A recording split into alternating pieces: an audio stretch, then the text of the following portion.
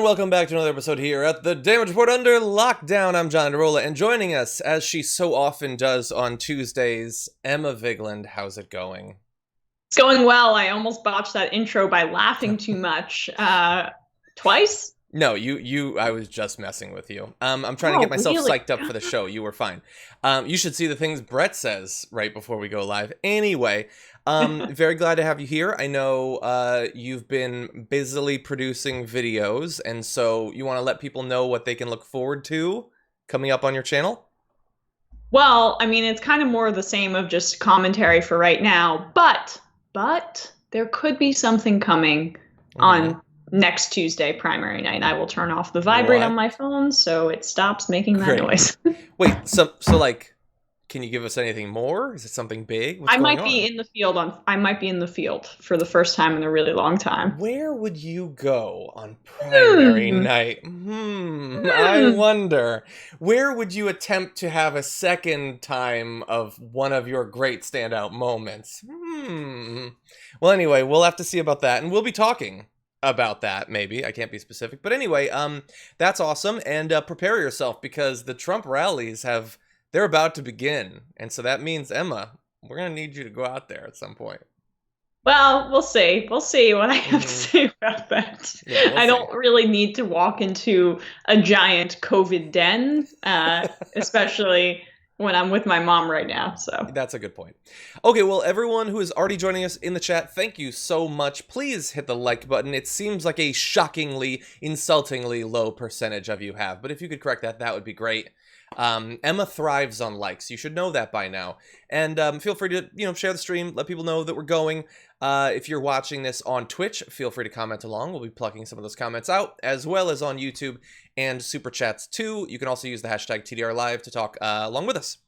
We're gonna be going I'm like Tinkerbell, and I need likes to bring me back to life. Exactly. She might collapse on camera. Collapse, except likes, yeah. Exactly. Anyway, yeah. We got a lot that we're going to be working our way through. Feel free to let us know what you think about these stories. Let's jump right into it. I know that we've sort of agreed as a country that the pandemic's done. But you know what? Just for old time's sake, let's talk about it briefly.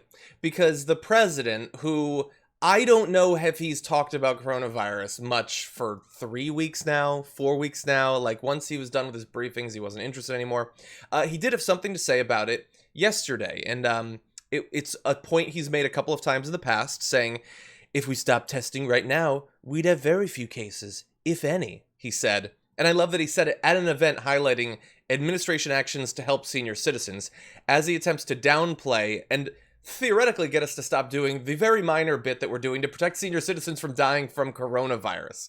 But it's an interesting point. If we stopped testing, we'd have very few cases.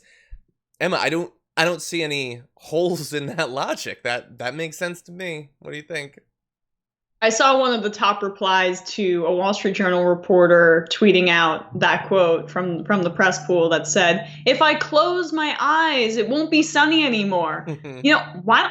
We should just stop testing for cancer, and then we beat cancer. It's just... So he definitely got the talking point within Republican circles, within the administration, that, oh, now that we've had more testing, although we still lag behind many countries and have lagged behind many countries, now that we've gotten more testing, that's leading to it seeming like we have more cases of coronavirus, when that's not actually the case. It's just because we have more testing. But he botched it so badly that he said, if we stopped testing, we wouldn't have any cases and then would be solved. Bam! That doesn't make any sense. Mike Pence, apparently on a call with governors, was a little bit more articulate, as he tends to be, a little more slick in his speech when it comes to that talking point. But again, both are lying. One is just better at it. Yeah, well, and let's also acknowledge that this is hardly the first time he's effectively said that sentence, that he seems to conflate the cases with, like, again, it sounds ridiculous to say, does he... With positive tests. Well, like, as if you didn't test, it wouldn't happen. It seems like you seem like you have Trump derangement syndrome to say that. But when he says these sentences over and over again, that's why so many people replied, like, he's like an infant. He doesn't grasp the concept of object permanence. Like, as soon as it's out of his field of view, it doesn't exist anymore. And that, of course, is not how it works. Now, in terms of, let's clean it all up, this new Republican talking point, that the only reason cases seem to be going up is because we're doing more testing. And I understand a lot of people believe that. There might be people commenting along right now. We're going to respond to that, and I would say rebut it in a couple of different ways. But I just want to briefly mention, I sort of jokingly in the intro, said that the president has moved on from this. But let's just acknowledge 118 or so thousand people have confirmed died from coronavirus, as well as God knows how many others. And the president, who has done as little as possible along the way, really does seem to not give a damn at all. What do you see him doing? He's not even doing the hydroxychloroquine stuff where he's wasting our time, but at least he's ostensibly focused on the pandemic. He's not even doing that.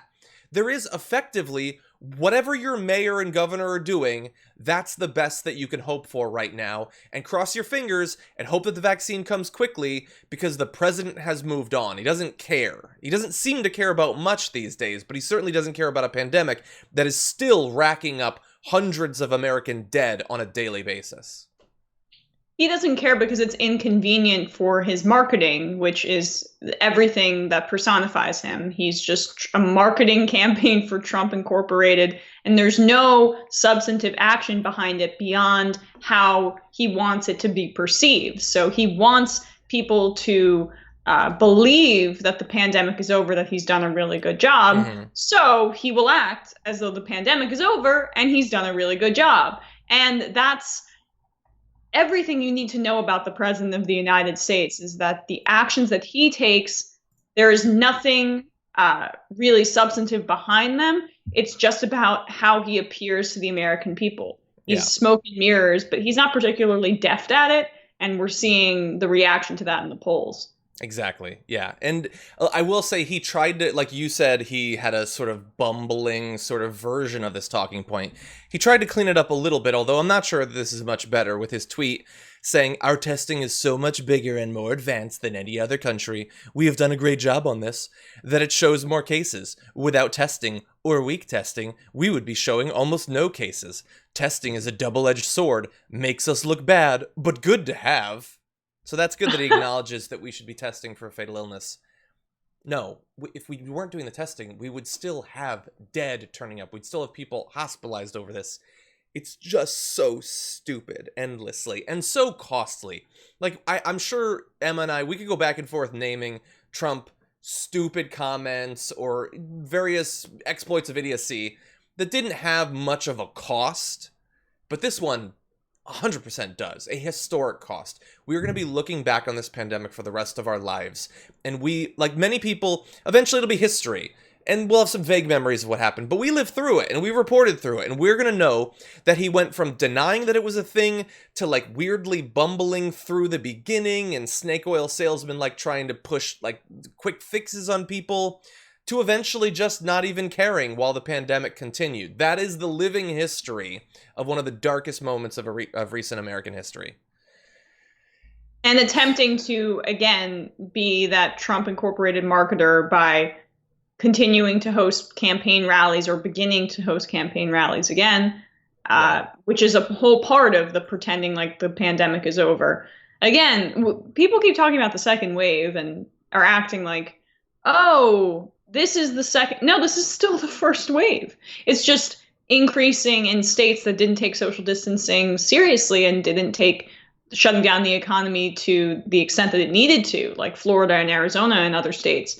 So while New York, California, states run by people, I despise Andrew Cuomo, but are at least somewhat competent, they're seeing cases go down. People were abiding by social distancing. That's really what is driving the very shallow decline in the national case curve, which is very different from what we saw in countries like Italy, Spain, Germany, etc., that dealt with their pandemics in an actually comprehensive, competent way. And that falls at the foot of leadership, aka Donald Trump. Exactly. I want to respond to the new talking point that the right has rolled out and that a lot of people have picked up, perhaps because it makes them feel more comfortable in a dangerous, scary time. And that is that Although we are seeing rising case counts in a number of different states, the only reason we're seeing that is because we're doing more testing. You do more testing, you'll find more positive cases, which sort of makes sense. It seems like common sense. But that does not mean that we are not in a dangerous and worsening situation. It does not mean that we're not perhaps on the cusp of a second spike. And I want to show you a couple of reasons that I believe that.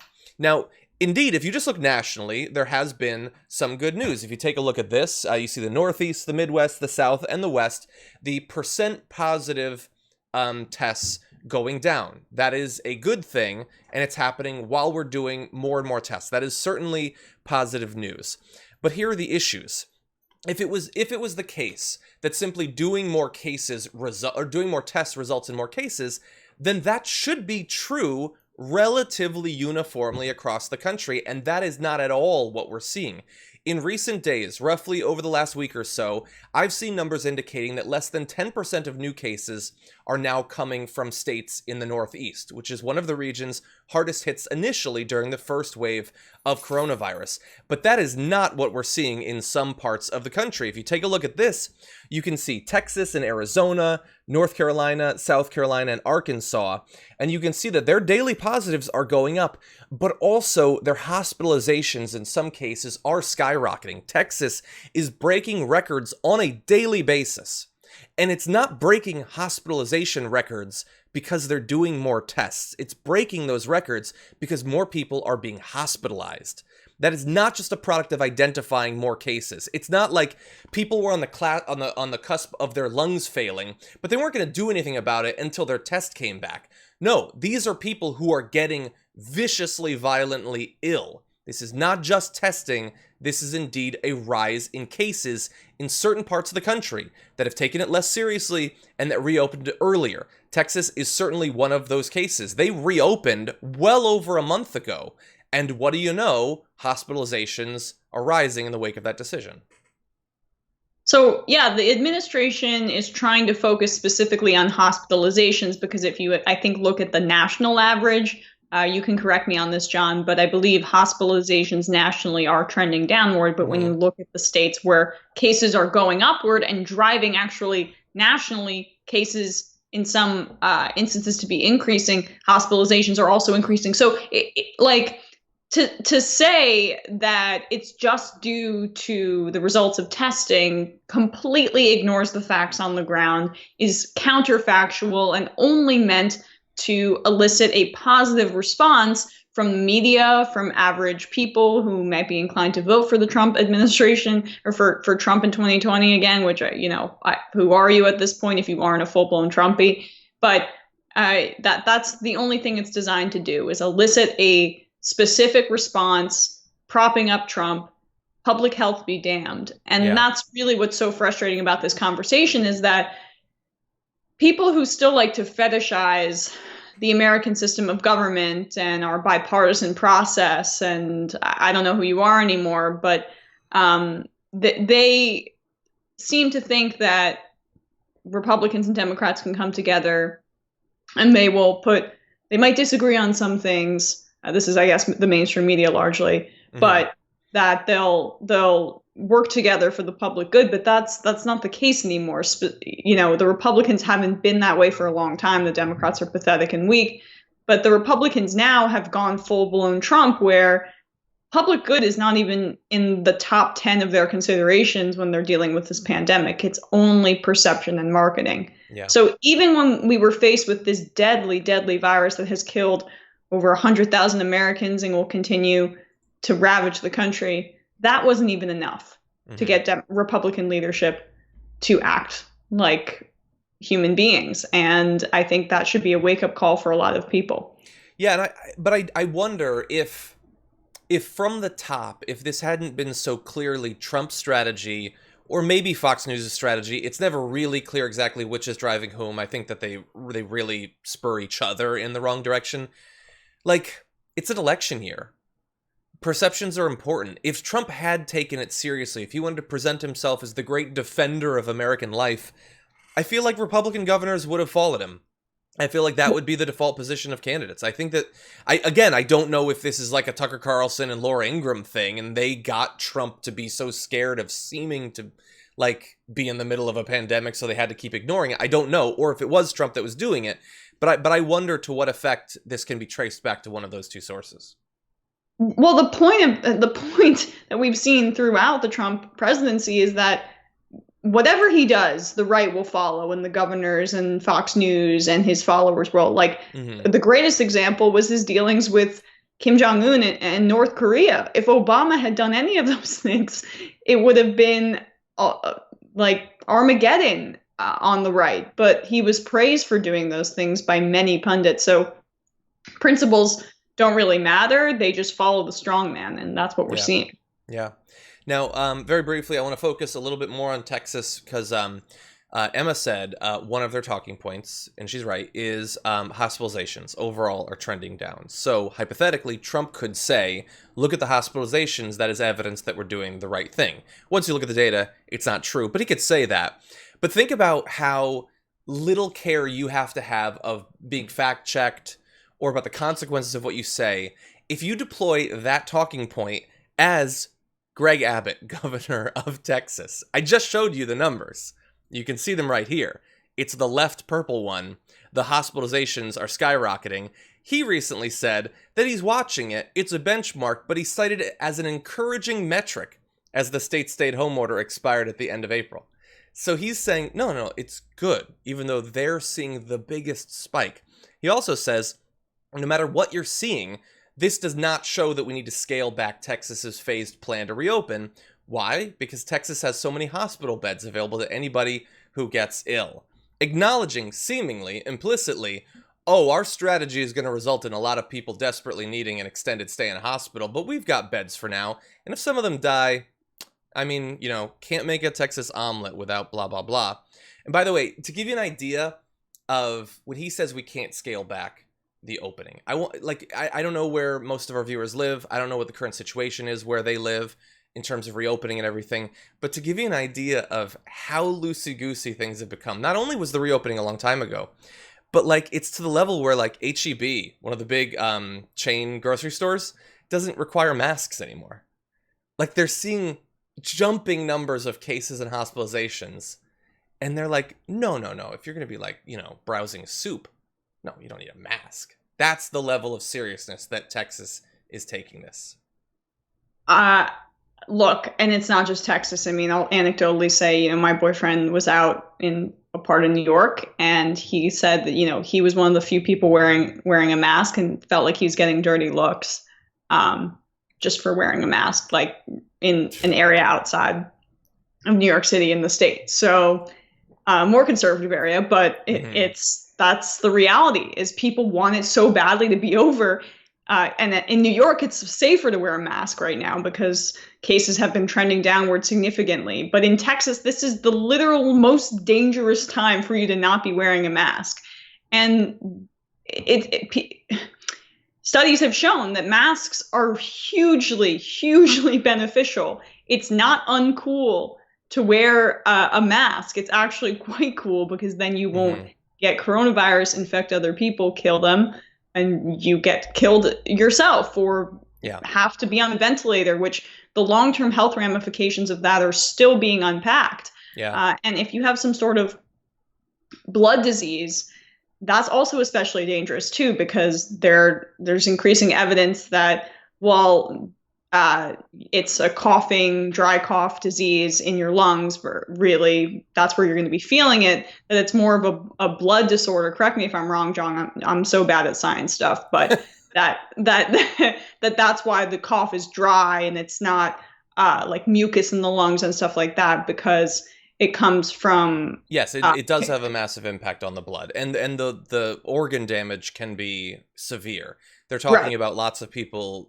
likely needing transplants following. Well, I saw lung from the girl who had her in New York, in the New York area. The girl in her 20s, no pre-existing health conditions, had to have a double lung transplant, and they took it out, and it looked like a filleted steak. What her lung looked like. I mean, I say that not trying to be gross or flippant, but that's really what it looked like. It looked like a ribeye. Wow. Okay, let's read a couple of super chats before we roll on to a place other than Texas where After I've disgusted you, let's move on to the super chats. Definitely. Let's talk about food. Yes. Okay. So a few super chats. Oh, first of all, I wanted to read a comment I saw from Lena Peak who said, "Can we take a moment to acknowledge Emma's tweet to Ted Cruz yesterday?" I was surprised no one thought of that before. You think I'm not going to show it? So this was because of Ted Cruz, like a true alpha, encouraging two other men to fight. I saw some replies to my tweet saying that I was being homophobic. Yeah, I could potentially see that criticism. I don't think that was your goal. I think it's a very specific joke about Ted Cruz's My joke Twitter is history. to make Ted Cruz feel that way, feel like uncomfortable himself because he is a homophobe. That is true, yes. And it's just amazing that he had that. I mean, if people don't know what that's a reference to, look it up. He liked a pornographic video on Twitter on his official account. It's amazing. With that actress in it. I don't really know who that is. You don't know her name. Anyway, by the way, I got some in the replies and then I Googled it and then I regretted Googling it. It's like Cody Simpson or something. Yeah, that's probably what it is. Anyway, speaking of porn, so there's a poll recently of Michigan, and Biden's up by a bunch or whatever. So there had been a poll where CNN had a poll up where Biden was up over Trump, and Trump lost it. It's not real. It's not true. It couldn't possibly be. So some Republicans... He threatened CNN. What are you talking about with legal action? Exactly. So some like Trump fans at an organization, they put together a poll. And it also had Biden up in the end. But the most interesting thing is, and maybe everybody knows about this, one of the guys who ran the poll, his name is Bernie Porn. How is that possible? It's real. Look it up. His first name is Bernie. His last name is Porn. It sounds targeted for me, but I don't know. Okay. Anyway. He needs to change his last name. I mean, this is like... Maybe there's a long distinguished history that I don't know about. I'm not sure. Okay, so that's an unfortunate last name, and I really am so sorry for you, Bernie. For a particular time. Osborne sent us a super chat saying, to Emma, whenever you interview people at Trump rallies, I'm fascinated by your calmness and self-control. Do not jump into those people's faces. I couldn't do that. Well, thank you very much. I mean, I also am in a crowd of people that hate me, so you can just chalk it up to cowardice. No, you're also in a crowd of people that hate you. That might not be cowardice, actually. That might be bravery. And Sendlinger says, does Antifa Queen go to Seattle or to Tulsa? I mean, again, I don't think internally have decided if travel is safe quite yet. No, so it's not. But I do want to get back on the road. I am itching to get doing that. Okay, look, we're excited to have you interviewing those people again. Lil Yumper said the return of Johnny and the Vig. Thank you. Zane says Johnny and the Vig sounds like a 1920s detective show. It will be. It does. It someday. Does. Even though John gets first billing, but I'll allow it because it's his show. Manuel Lopez says it's a bird, it's a plane. No, it's Antifa Emma. Sorry about that. Really... That's permanent now. I like that one a lot. Paris says, keep on reporting, John and Emma. Love from Sweden. Emma, your heritage must be from Norway, I guess. Yes, I'm Norwegian. I'm also Finnish, so I'm very Scandinavian. Mm-hmm. So we complete the trifecta there. There you go. Okay, let's see. Hendrik says, can Emma be our Lib Karen? I would love to be the Lib Karen. I don't think I'm a Karen. I would say I'm probably a little bit cooler, but I understand that my complexion and general whiteness, maybe you're discriminating against me because of that. It's reverse racism, and that's why you think I'm a Karen. God damn it. You all need to be nicer, okay? As she said, I've always described her as a little bit cooler than that.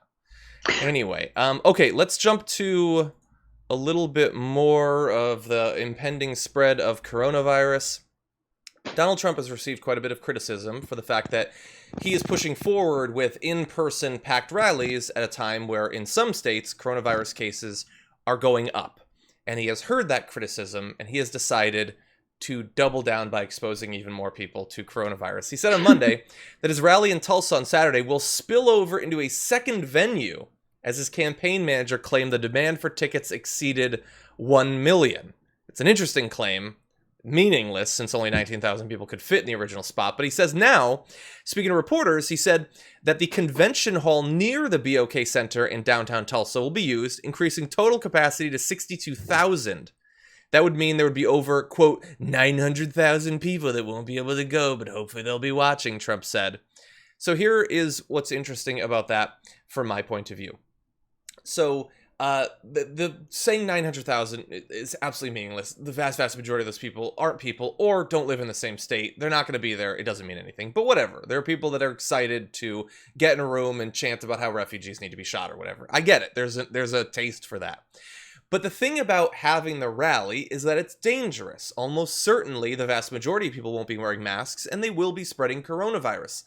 But as dangerous as having a packed 19,000 seat rally for Donald Trump, having 40,000 people in a different building, and I looked, it's like a block or two away, Trump's not going to be in that building. So more than twice as many people will be in a separate packed room exposing themselves to coronavirus, watching Donald Trump on a TV, which they could do in the safety and security of their own home. So he is now tripling how many people might be future vectors for coronavirus spread for no gain. They won't actually be at the rally. They won't actually get to hear him stumble through trying to pronounce names and things like that. It's just needless risking of his own beloved fans' lives. Well, that's, I think, also speaks to the psychology of Trump supporters going to these rallies, which I've been to a bunch. It's, yeah, they want to hear him speak, but it's also just like a convention where they get to be around like-minded people. There's a lot of stigma being a MAGA head, not in many parts of the country, but nationally they feel like a beleaguered minority that the media is against, that the establishment's against. That's part of their identity. And so when they have these rallies, it's a lot about getting to speak with and feel connected to like-minded people. And it's almost like a sports game in that way, except this time coronavirus is peaking in many of these areas. And additionally, they're part of the cultural identity of a Trump supporter at this point is not wearing a mask. And this is like even worse than, say, a soccer or a football game, which would be outside, where it's a lot harder to contract coronavirus, especially if you're wearing a mask, similar to the rallies, which they like to deflect to. Or not the rallies, excuse me, the protests in the wake of the George Floyd murder. They're going to be packed indoors, which is just a breeding ground. Yeah. Yeah, and I've never been to one of these, but I've seen them. It appears that for literally every second they're in there, they are screaming and spitting at the top of their lungs, which seems like the best way to bazooka germs around the room. I think a lot of them are nose breathers anyway, so that's another. You better be careful. You're about to be in those crowds again soon. I know, and I did. That's just like a low brow joke because I try not to make fun of people. They're lost in their political leanings. I get it. They are going to his rallies several years into his presidency. They're pretty lost. Like they're so lost they'd have to be found, and then they'd still be kind of lost. But anyway, yeah. Like people have joked about, like dying of COVID to own the libs, but like dying of COVID to be a couple blocks away from a Trump rally to own the libs is just truly a level. I will close with one question. So he's going to be in Tulsa, and he actually changed the day of the rally because of concern that he might have accidentally had a rally in Tulsa on the eve of the bombing, of Black Wall Street. So Governor Kevin Stitt has invited Trump and Pence to tour the Greenwood area of Tulsa, the site of the massacre. It was not clear Monday whether the president would accept the invitation. Emma, will they accept the invitation to take a serious tour through and learn about this horrendous act of mass racial violence? No, that conflicts with a very important block of executive time, John, obviously. Exactly. It's during the 5. He's not going to miss that. Just ridiculous. I mean, just do the photo op. Do the photo op. The 5.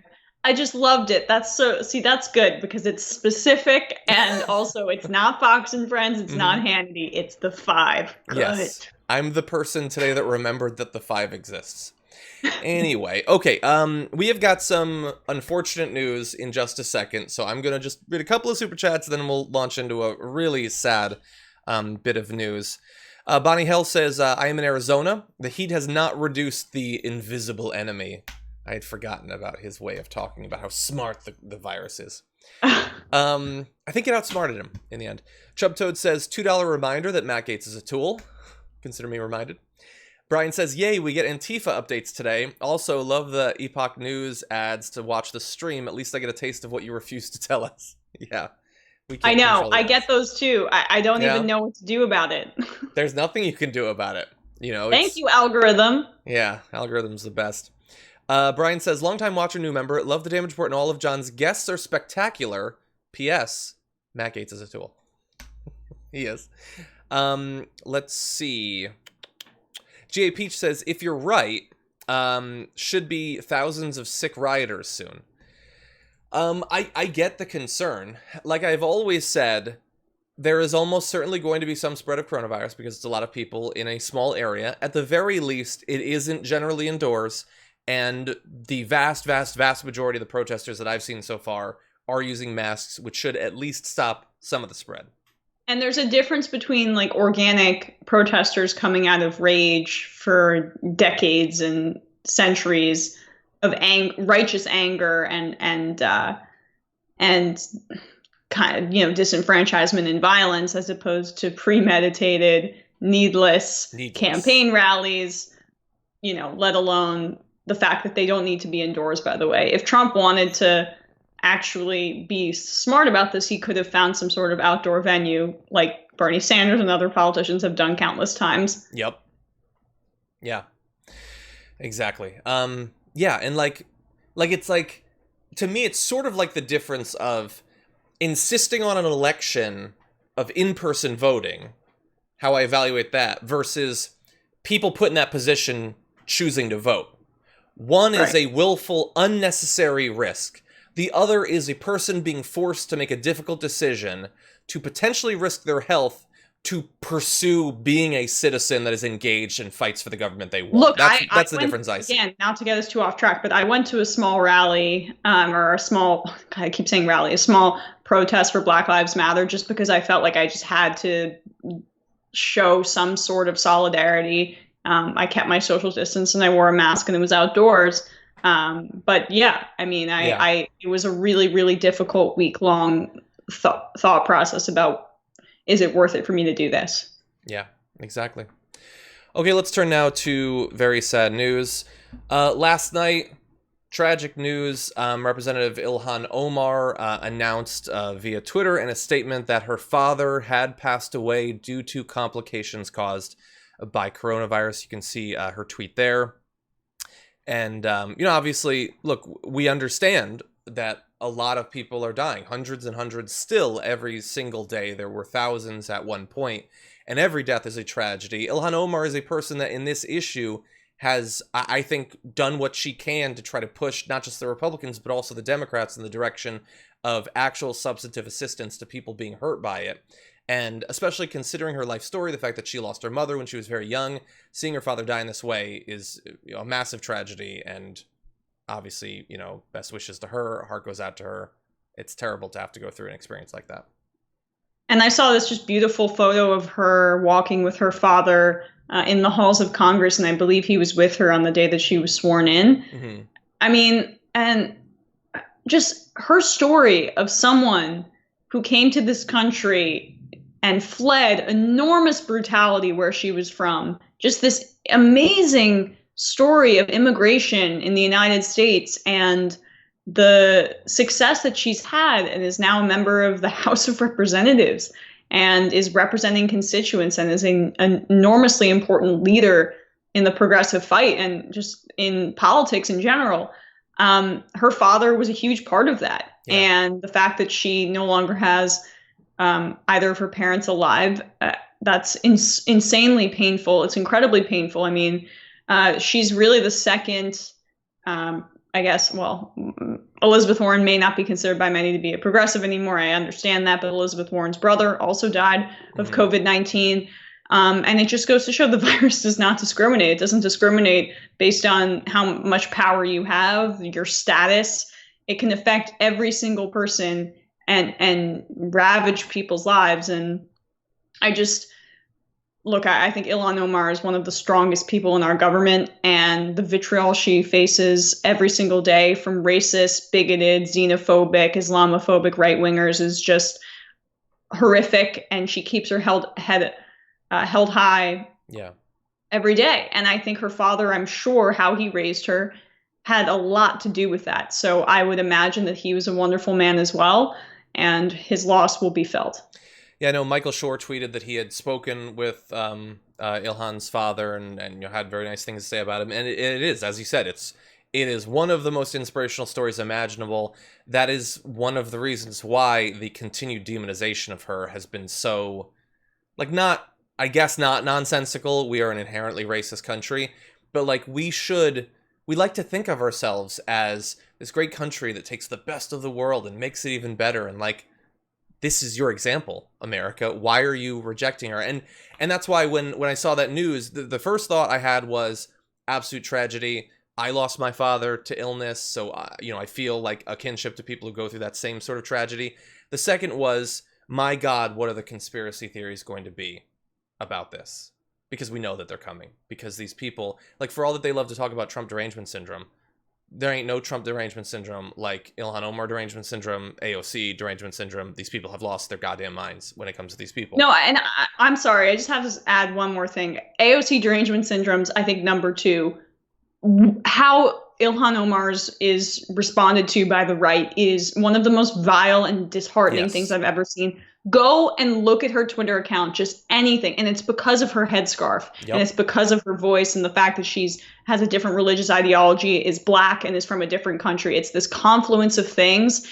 And it's just one of the most vile, depressing things. And it should anger everyone and make sure that she never gets voted out of office unless she does something legislatively we don't agree with. But I know that she's one of the strongest voices on progressive issues, war and peace. And she's been fighting to take away funding from cops in a way that a lot of other representatives are afraid to.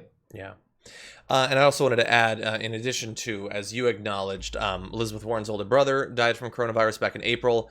Representative Maxine Waters, her older sister, also died. So there have been several, as well as many people of Congress and senators who've been infected by coronavirus. There have been multiple deaths. And let's just briefly acknowledge, because I don't think this can be repeated often enough, 2.1 million people in the United States have been tested as having coronavirus. 116,500 deaths confirmed, the actual NBC News count. We know that it's far more than that. And I only say that because we as a country really don't think that that's happened. I mean, whether we think the number's made up or we get it but we don't think about it, almost no one today is walking around thinking about the massive historic loss of life that we've just experienced. Almost everyone has agreed, yeah, that was a rough period, but we got to get back to normal. So let's just ignore it. It shocks me. I don't know when I'm going to get over that. But the death toll has just been insane. Okay, let's turn now to very different news, Emma. Hillary Clinton has reemerged to do her first endorsement of the cycle. Who has she chosen to endorse? Perhaps one of the inspirational female candidates trying to enter into government for the first time? No. It's Eliot Engel in New York. She said in a statement, "I have worked with Eliot Engel as First Lady, as Senator from New York, and as Secretary of State. Every step of the way, his number one priority has always remained the same, delivering for his constituents."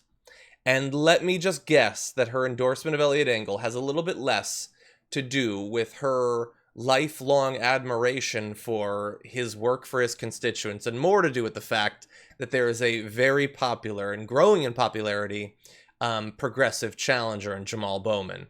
And so this is the thumb that she's putting on the scale, is for Eliot Engel. Like, if you were to have a lab create lazy, entitled, centrist Democrat congressmen, they would produce an Eliot Engel. And that's who she's endorsing. She must feel such a kinship with him because they both voted for the Iraq War. Mm-hmm. So she feels linked to him forever.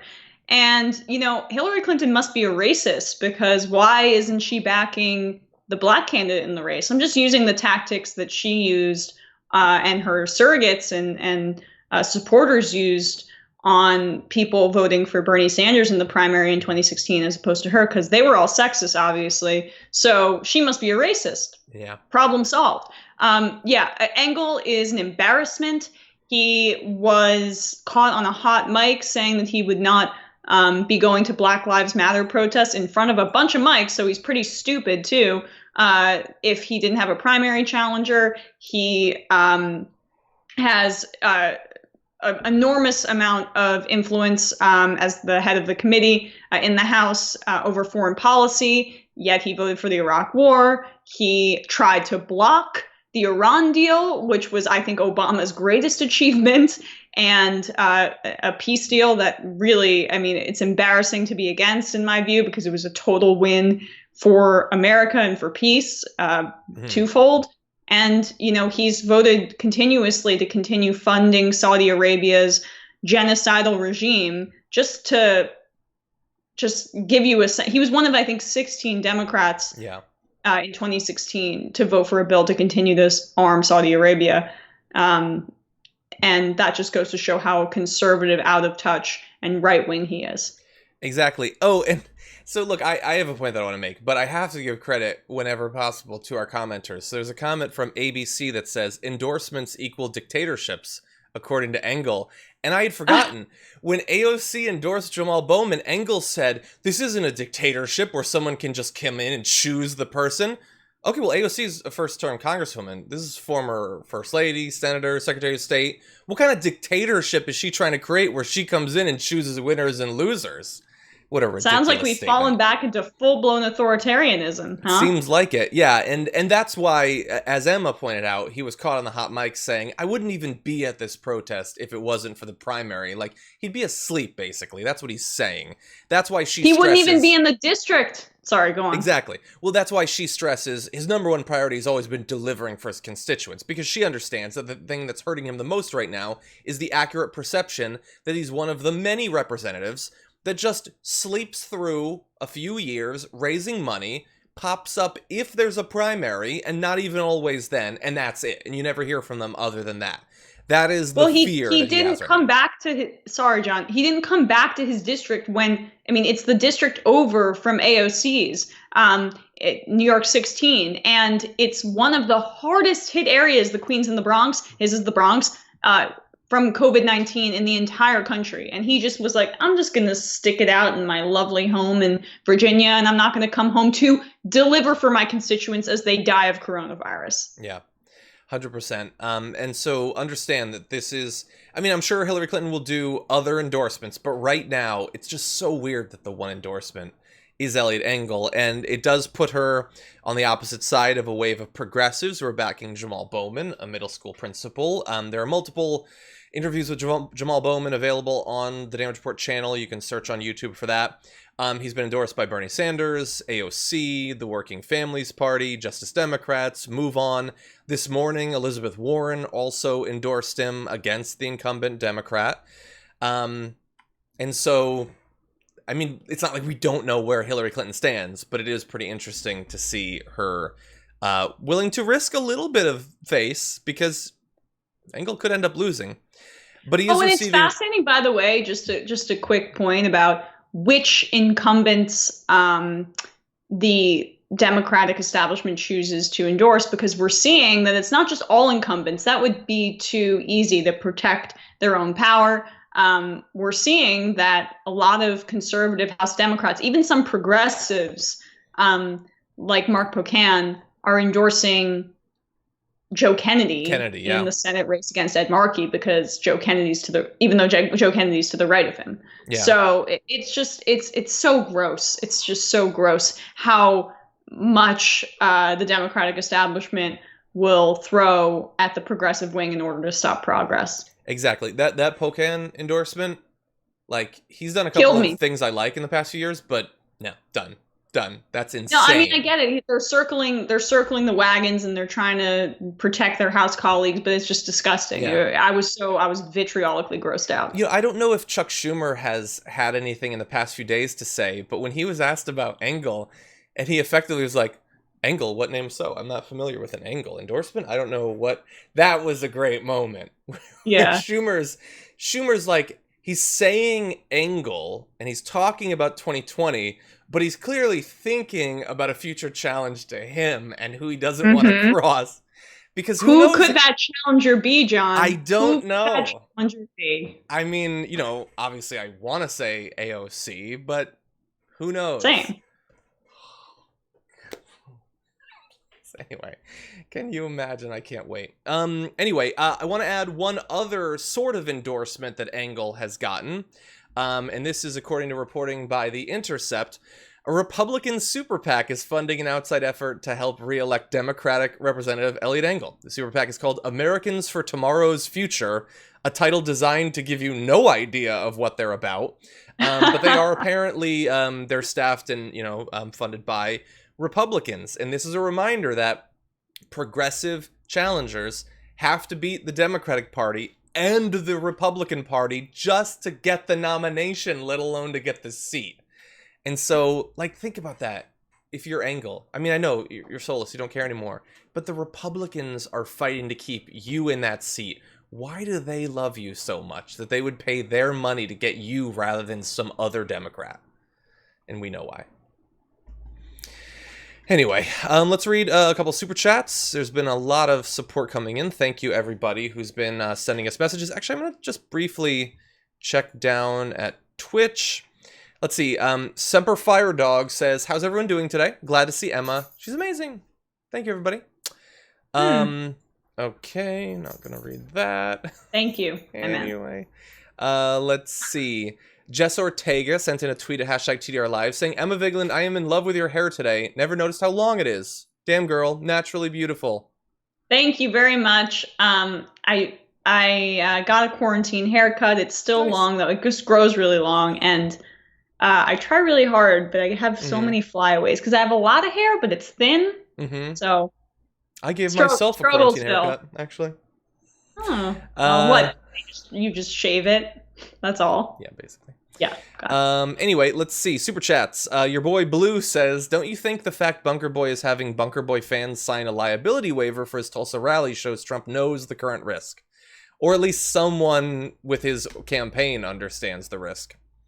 Kazuma says, vote Blue 2020 to remove this dangerous fool. Thank you for the super chat, Kazuma. Matai says, kick Trump out in November so he can live with COVID like the rest of us. He's going to be fine. He's going to live to 100 years old. He'll be in his golden palace. He's also a germaphobe and doesn't touch anybody or goes near them. So weirdly, he's like one of the least likely older people to get coronavirus. Totally.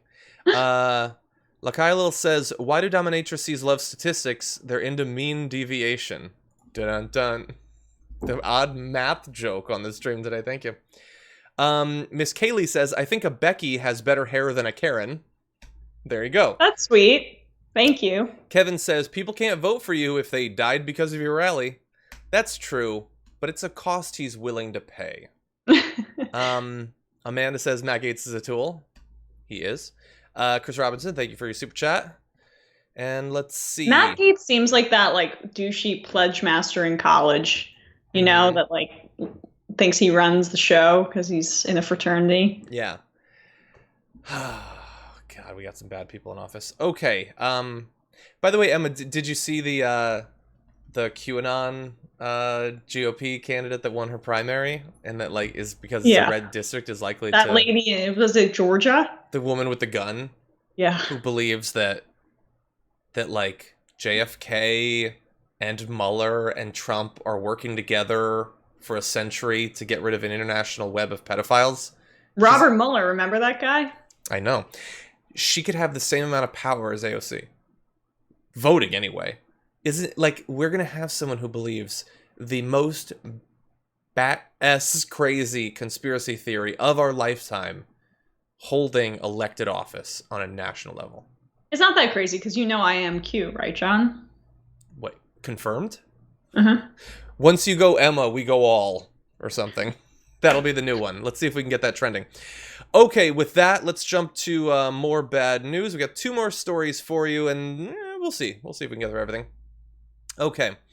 A protester was shot by a militia member in Albuquerque Monday evening while a group was trying to tear down a statue. And so that's great. In the hours leading up to the violence on Monday, protesters faced off with members of an armed militia that calls itself the New Mexico Civil Guard and counter-protesters toting All Lives Matter signs. I only mention that so that you understand what sort of people we're talking about here. And here's the thing. It wasn't just shoving. It was shooting, because one of those militia members brought a gun. Now, I want to show you this video. In the video, you're not going to actually see a person getting shot, but I want you to hear the gunfire and imagine the experience of being one of these protesters and knowing that this was always a possibility, that one of these crazies would show up.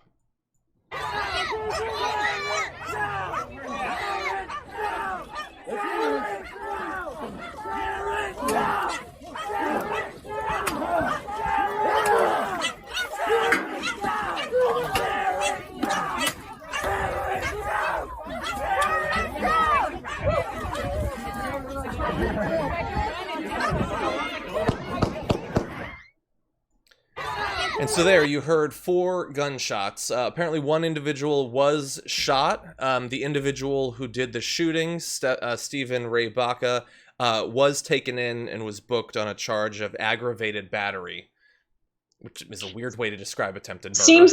Seems like he's being undercharged there. Battery and gunshot should not be synonymous. That's attempted murder. Yeah.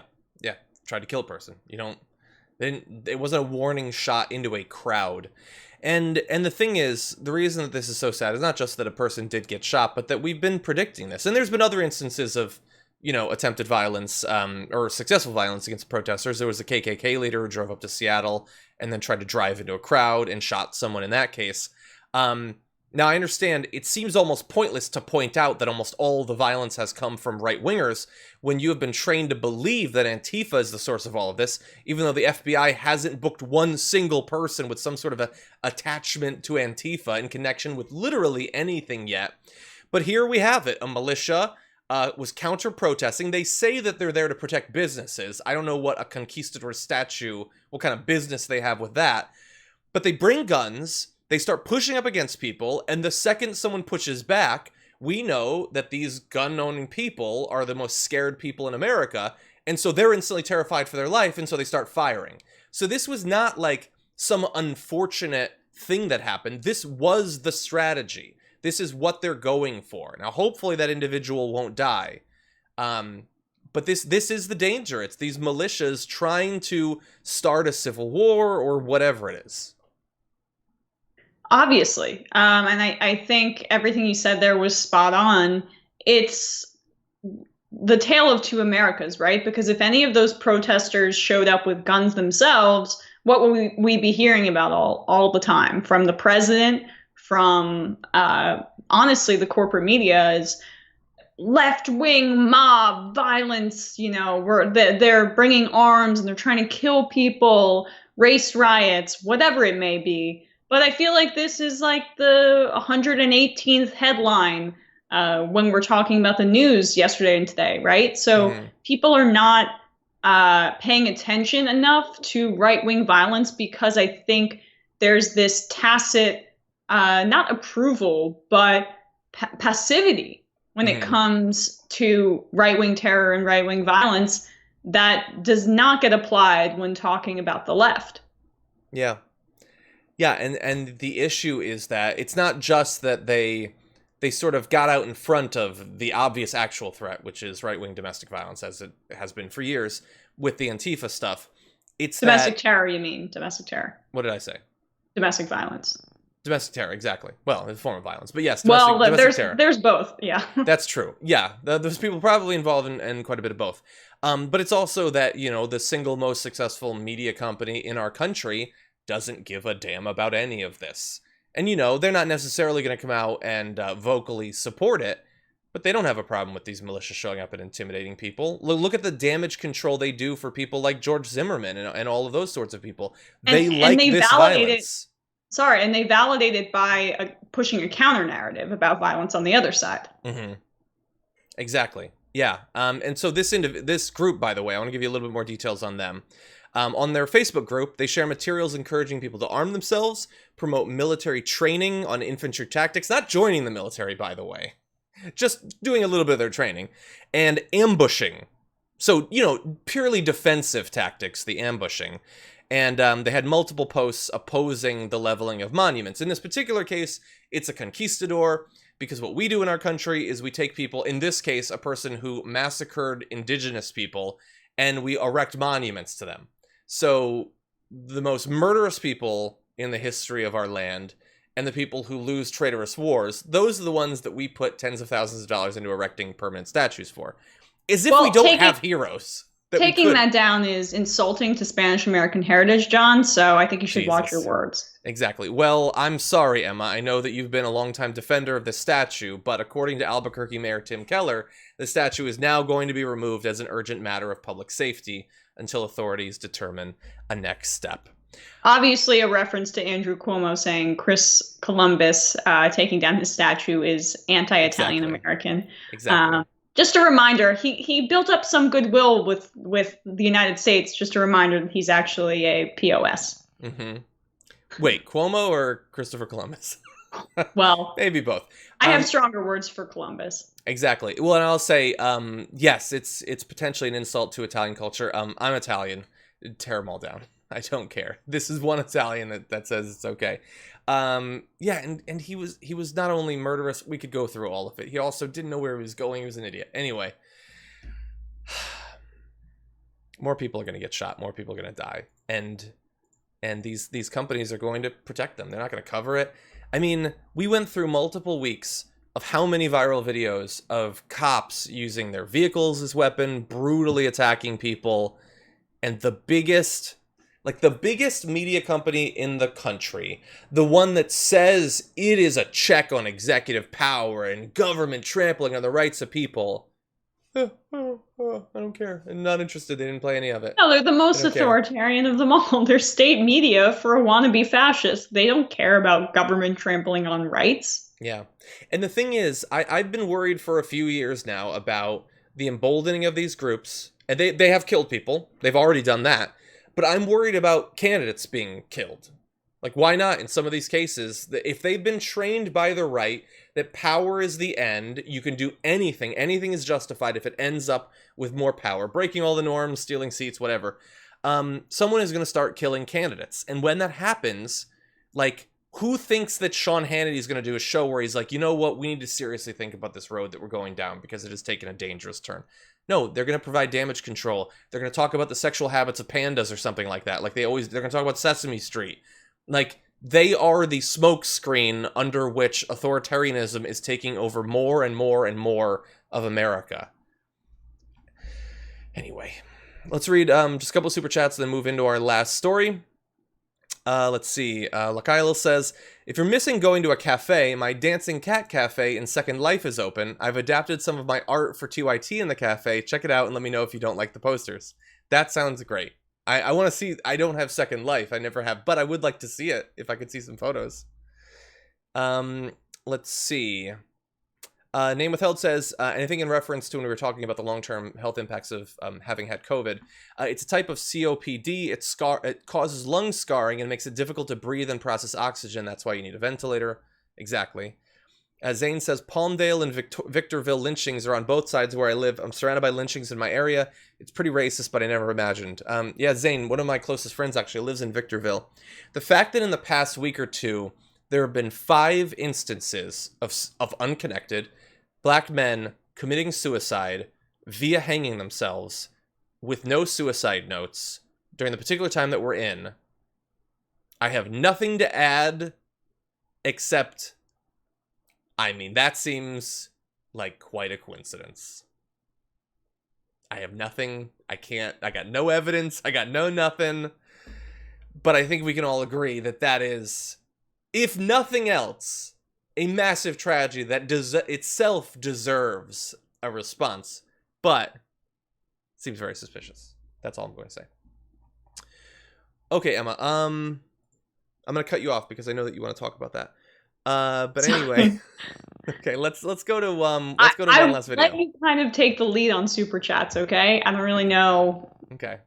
Let's see. Lakaila says, "Why did the statistics professor ban line dancers from our lectures? She wanted to commit the least squares error." Nice. Cute. Okay, everybody. You're making me look stupid by comparison. Let's see. Albino Bad Guy says, that's a great name. Don't often get to catch you live, but I've been meaning to say that John has the best background out of all the broadcasts from home people. Oh, what do you know? Would you like some board games, people? Can I interest you in a Ticket to Ride? A quest for El Dorado, perhaps? Anyway, thank you for the shout out. I wish that I had a more professional backdrop. Is Ticket to Ride good, John? I do. It's not one of my favorite games or anything like that, but I do enjoy it. It's a classic. My dad just got it, so yeah.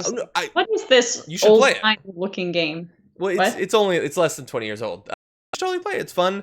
There's a bunch of them, by the way. There's America and Europe and India and China and all that stuff. But no, it's fun, easy to get into. I like it. It's a good time. Okay. With that, let's jump to a little bit more. Lindsey Graham has harsh words for Donald Trump in a new political ad put out by Republican voters against Trump. Although Lindsey Graham had nothing to do with the putting together of this ad and probably wishes he hadn't said any of these things. But let's see what they've got. Well, I want to talk to the Trump supporters for a minute. What is Donald Trump's campaign about? He's a race-baiting, xenophobic, religious bigot. And you know how you make America great again? Tell Donald Trump to go to hell. If you can't admire Joe Biden as a person, then it's probably you got a problem. You need to do some self-evaluation. Because what's not to like? He is as good a man as God ever created. He said some of the most incredibly heartfelt things that anybody could ever say to me. He's the nicest person I think I've ever met in politics. This is a defining moment in the future of the Republican Party. We have to reject this demagoguery, and if we don't reject Donald Trump, we've lost the moral authority, in my view, to govern this great nation.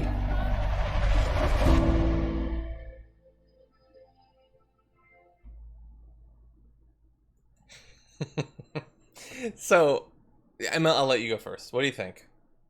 So, okay, can you just clarify to me, that's an ad for Republicans against Trump? Republican voters against Trump. It's like the Lincoln Project. It's another one of those never Trumper. Right, okay, that's what I thought. And the comments are from, before Lindsey Graham knelt down, kissed the ring, licked the boot, all that stuff. Exactly. So Lindsey Graham is not a good spokesperson for this particular ideology at this point, but I know he's up for re-election in 2020. Hop on that footage. Mm-hmm. I mean, juxtapose it with how he's kissing Trump's ass now. Yeah. I mean, that is unbelievable. And how he's really just fallen on his knees and is praising Donald Trump. So, I mean, I think that is prime footage for his challenger, Jamie Harrison, the Democrat who's, I think, closing in on him in some polls in South Carolina. Yeah, it's impossible to say, but yeah, Lindsey losing would be great. I mean, one of the reasons I love playing an ad like this is it could hurt Lindsey. It could potentially hurt Trump a little bit amongst the small group of Republicans that pine for moral Republican leadership, like George W. Bush. Exactly. It's a fraction, and people on cable news overplay it so much because they want it so badly. Yeah, although that's not something that you should want. Like Reagan, great Reagan, moral leader, great Reagan. But anyway, yeah, and I kind of like to play it because if it becomes popular enough, then Trump will attack Lindsey Graham, which is better than him attacking everybody else in America. So that's awesome. But anyway, I will say that Republican voters for Trump and the Lincoln Project still are by far more effective in going after Donald Trump than really any left-wing or centrist group or anything like that I've seen, at least in terms of these small soundbitey ads. They really do seem to have nailed down that format. Yeah, I mean, I really liked, and I never thought I'd say this, a Biden attack ad on Trump. They're decent at those where he talked about how Trump was basically a coward and hiding in his bunker. That I think was really well done. Yeah, well, and it certainly was consequential. That, I mean, I'm sure it was a lot of the conversation about that, but the ad didn't help, and Donald Trump did lose it. And just the word bunker, I mean, that's going to stick in people's minds. Just the image of Trump hiding in a bunker. Exactly. That's good, campaigning. Exactly. Lindsey Graham, man, I don't know which is sadder. Is it Lindsey Graham or is it Ted Cruz? From the criticism to the just, like you said, kneeling down and praying to their new God Emperor. I don't know. It's really tough, but Lindsey Graham, I mean, I think it's sadder because of more pathetic because of how Trump went after his supposed best friend, John McCain. Like that. Yeah. Like over and over. It wasn't just the offhand Heidi Cruz comment. Like he went in on McCain. Yeah, and also like Ted Cruz kind of had to stand up a little bit. He was running against him. It's sad and pathetic and all that. The sniveling coward to now like trying to get Ron Perlman to wrestle Jim Jordan. But if you recall, those initial comments were made as Lindsey Graham was running against Trump. People forget that sad, pathetic loser Lindsey Graham actually did run in the Republican primary in 2016. Wait, did he really? I have no memory of him being in that race. I mean, I know there was 1,000 people at one point, but no, he did. I have no memory of that. Those comments were when he was a presidential candidate. Interesting. People didn't think that they might dig into he wanted to run, and like there's all these rumors about him using male escorts. Like he wanted to run and unverified, but like that might have come out. I don't know, dude. Yeah. Anyway, entertaining ad. Nice way to end the show. I will before you go, Emma, and I know that we've kept you a little bit long. I did want to say I know that you just got your quarantine haircut, but if you're looking for another option, Alyssa Young left a comment saying Emma could rock a shaved head. So there's that. No. There is that. Anyway, Emma, as always, thank you for joining us and making our Tuesday a little bit brighter. Everybody, Emma's got multiple videos going up on our channel, so you're certainly going to want to look for that. Where can they find that, Emma? YouTube.com/RebelHQ, Facebook.com/RebelHQ. Follow me on Twitter, etc. Awesome. And Emma, I hope that you have an exciting next Tuesday. Perhaps we'll talk a little bit during the election coverage on TYT. Perhaps we shall. Thank you for having me, John. Okay. Have a good day. And everyone at home, let's see what else is going on in the Super Chat. Sorry I was jumping around a little bit in it. I wanted to make sure that anyone's specifically referencing Emma were given to her before she left. Hopefully I got most of those. Cal Abdullah says, my ex lives in Vancouver and she described to me how Canada is handling COVID. I'm in Georgia. The difference is night and day compared to us makes me sad. 100%. Or even between Georgia and some other states, but I'm sure Canada is being more responsible. Kurt says, I'm willing to hire a bus to transport OAN Trumpers to rallies, recirculating air, sealed windows, and no wussy masks. Okay, everybody. I am warning about the possible spread because I'm concerned for those people and those they might infect. Don't want anybody to get it.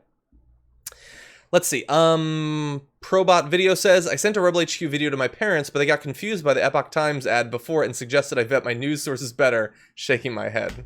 Again, I apologize. There's nothing we can do about it. Tina Dean says, Craigslist posted a new ad looking for African-American actors in Tulsa, Oklahoma, in essence to be enthusiastic in a rally type of setting. Coincidence? Really? Okay. I might have to look for that. Thank you, Tina. Shill for Science says, Epoch Times is operated by the Falun Gong cult. Thank you. Kurt says, thank you, Neil Fisher of UK, for working every day. Thank you, Kurt. Brian says, as a resident of Pocan's district, that bumps me out, talking about the endorsement of Joe Kennedy. 100% ridiculous. Christopher Moore says, Matt Gaetz is an Ace Hardware warehouse full of tools. Love you guys. Keep up fighting. Thank you, Christopher. Paris says, John, you too have nice hair. Thank you. I appreciate it, although I don't. Matthias says, make her the poster child of the Republicans. Make her the poster child of the Republicans. I'm not sure who that's a reference to. I apologize. Sometimes the context is lost when I read these late. But thank you for the super chat in any event. Maybe it'll occur to me. Charles Massey says, as my Bosnian brother-in-law who lived in Germany says, Matt Gaetz, it's Aaron Workzug. Hi, Emma. Thank you. Look how many languages we have representing here. If anyone is watching this from outside of the United States, please just post the country that you're watching this from. I would be interested to see how international it is. Wyatt says, my district rep is a tool. Matt Gaetz. Thank you. Lakailo says, every decent moral person is Antifa, anti-fascist. I should hope so. Miranda gave me a fist bump. Thank you, Miranda. Dutch Morgan says, left-wingers take over police station, burn police stations and buildings, have killed a police chief, have gotten themselves killed all in the span of a few weeks. Why aren't you talking about this? So here's the thing. There is a massive protest in multiple cities all over the country. It does draw some people, opportunistic violence and things like that. What I'm not going to do is use... Oh, thank you, everybody who's sending in their countries. Jesus, whoa. What I'm not going to do is use the platform that I have been lucky enough to have, even if only temporarily, to distract from the obviously overarching, overwhelming, peaceful protests long needed by focusing on what could end up being either an opportunistic set of violence from people who weren't actually involved in the protest, or, as has been the case in a couple of cases, right-wingers attempting to start some sort of civil war. There's already been a case of a cop being killed, not by a left-wing protester, but by one of these militia members in an attempt to spark a response from cops to get the whole thing rolling. So thank you for the super chat, but I have a certain amount of time that I can use, and I'm trying to use it as responsibly as I can. Matthias says, shooter son of a former Bernalillo County sheriff. I assume that's talking about Albuquerque. I hadn't seen that, but thank you. Lakailo says, World War II, Battle of Brisbane, partly motivated by U.S. military treatment of its African-American soldiers. Interesting, I'm going to have to look into that. Sage and Candle says, I love Second Life. Thank you, Sage. Nick says, Klan member in full sheets and hood out walking his dog in Wisconsin yesterday. Google the photo if you get a chance. Sick MF. Yeah, well, and we had that guy, by the way, in San Diego walking around. Lakailo says, search Battle of Brisbane on Wikipedia. I will. Thank you. Derek Walker says, John and Emma, black folk don't hang themselves from trees. Derek, I get it. Extraordinarily suspicious. Matthias says, Italian, tear them down, put in museum. Thank you. That's 2 votes for no more Columbus statues. Manon, thank you. Ingrid says, black folks don't hang themselves from trees in public. Ingrid, I get it. Thank you. Lakailo says, Second Life, download viewer, make a free account. Thank you. I will consider it. Feisty Fan says, friends in New Zealand are seriously shocked and mortified at how we are handling COVID-19. It's pretty eye-opening talking to people from other countries. Also, Matt Gaetz is a tool. Thank you. Exactly. New Zealand has had just about the most success anywhere. Matthias says, we do have evidence, society's actions. Thank you for the super chat. Everyone who has supported the channel, I really do appreciate it. It's obviously a very tough time. Perhaps in the future it won't be as tough, but from what I've seen of 2020, I have no reason to believe that. So thank you everybody who has supported us, whether by watching, chatting along, sending super chats, anything like that. We do appreciate it. We are still doing our fundraising drive, so if you have a little bit of time and just a couple of bucks to go to 2it.com/go, I understand, like I said, very hard times. The onus is not on you, but if you can help, it would be appreciated for our fundraising drive to keep the company going. And with that, thank you for watching. I'll be back tomorrow with J.R. Jackson. See you then.